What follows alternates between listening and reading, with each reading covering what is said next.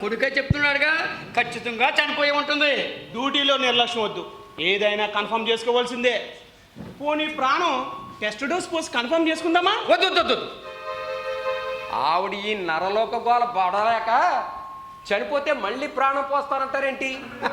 మీకేంటి సంబంధం? అంత విచిత్రంగా మాట్లాడుతున్నావేంటయ్యా?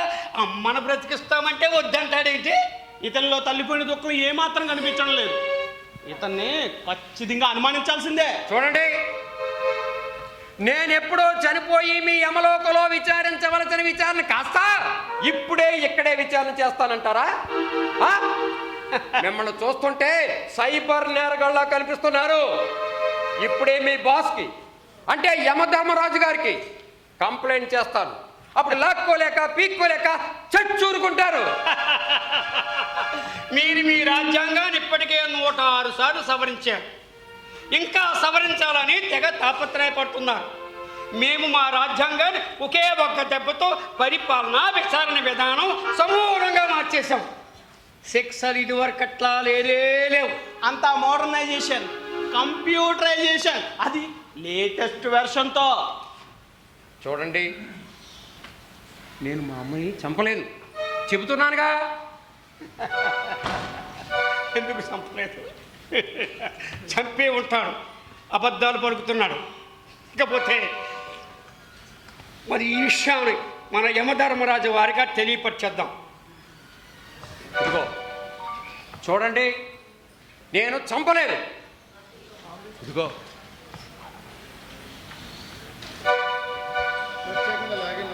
మా పనులల్లా ప్రాథమిక విచారణ పూర్తి చేయడం, నేరాన్ని నిర్ధారించడం. మా యక్షిణి మేడం గారికి ఇన్వెస్టిగేషన్ ఫైల్ని ఫార్వర్డ్ చేయడమే. వారు పూర్వాపరాలు పరిశీలించి మా చిన్న బాస్, వారు సాక్ష్యాధారాలు నిర్ధారించి మా చిన్న బాస్ సిహెచ్ గుప్తా, అదేనో చిత్రగుప్తులు వారు నీకు శిక్ష కన్ఫర్మ్ చేస్తారు. అబ్బో, చాలా తతంగా ఉంది. ఏమనుకో, ఏ ఒక్క నేరస్తుడు శిక్ష పడకుండా తప్పించుకోకూడదన్నదే మా రాజ్యాంగ మౌలిక సూత్రం. ఇంకో స్పెషల్ ఇన్ఫర్మేషన్, ఆ శిక్షలు నరకంలో కాదు, ఈ భూలోకంలోనే అనుభవించాలి. నరకం ఓవర్ క్రౌడ్ అయింది. ఎక్స్ట్రా సిబ్బందిని ఇవ్వడానికి నో రిక్రూట్మెంట్. పాయింట్ అర్థమైందిగా? చావకుండానే బ్రతుకున్నప్పుడే తమ పాపాలకు భూమి మీదే శిక్ష అనుభవించాలి. విచారణ మాత్రం యమలోకంలో జరుగుతుంది. తక్షణ విచారణ, తక్షణ తీర్పు, తక్షణ శిక్ష. ఇదే మా రాజ్యాంగం. ముందే చెప్పాంగా, అప్డేట్ అయ్యామని. మీ ఇష్టానుసారం రూల్స్ మార్చేస్తే నేను ఒప్పుకోను. నీ బోర్డు అంగీకారం ఎవరికి కావాలా? సూటిగా సమాధానం చెప్పు. మీ అమ్మను నువ్వు హత్య చేసావా లేదా? హత్య చేయడమే నేరం. సాక్షాత్తు తల్లిని చంపడం ఘోరాతి ఘోరమైన నేరం. దీనికి కఠినమైన శిక్ష పడుతుంది. ఆమె మా అమ్మ కాదు. ఇదే ట్విస్ట్. ఆవిడ నిజంగా మీ అమ్మ కాదా? కాదని చెప్తున్నానుగా. ఆమె ఒక బాటసారి. ఈ రాత్రికి తలదాచుకుంటాను, కాస్త చోటిమ్మంటే ఇచ్చాను, అంతే. మరైతే ఆ పరిచితురాలిని ఎందుకు హత్య చేసావు? ఇంకెందుకు? మూట కోసమే. ఈ మానవులకు కరెన్సీ కళ్ళబడితే చాలు, కళ్ళు మూసుకుపోతాయి. చూడండి, నేనేం చంపలేదు, నాకేం భయం లేదు. నా సమాధానం మాత్రం మారదు. ఈ మొండి గతం మనకు లొంగేలా లేడు. యక్షిణి మేడం దగ్గర తీసుకెళ్ళిపోదాం. సాక్ష్యాధారాలు కళ్ళ ముందు కనపడేటప్పటికి వీడి కనుగుడ్లు నెత్తి మీదకి వస్తాయి. ఆమె మా అమ్మే, కానీ నేను చంపలేదు.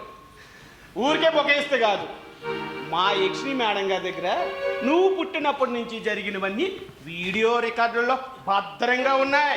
నీకు శిక్ష డబుల్ త్రిబుల్ అవుతుందమ్మో. ఒక్కసారి ఆలోచించుకో. ఆమె మా అమ్మే, కానీ నేను చంపలేదు. చంపలేదు కానీ చంపాలనుకున్నావు, అంతేనా? అనుకున్నాను కానీ చంపలేదుగా. తల్లిని చంపాలన్న ఆలోచన రావడము పెద్ద నేరం ఉన్నాయి. ఫిజికల్గా చంపలేదుగా. చంపలేదు కానీ చనిపోయింది. మానసిక క్షోభకు గురి చేయడం కూడా హత్యా నేరంతో సమానమే. So let us hand over this case to Yakshini madam for further inquiry and confirmation. Come on. Bye. See you.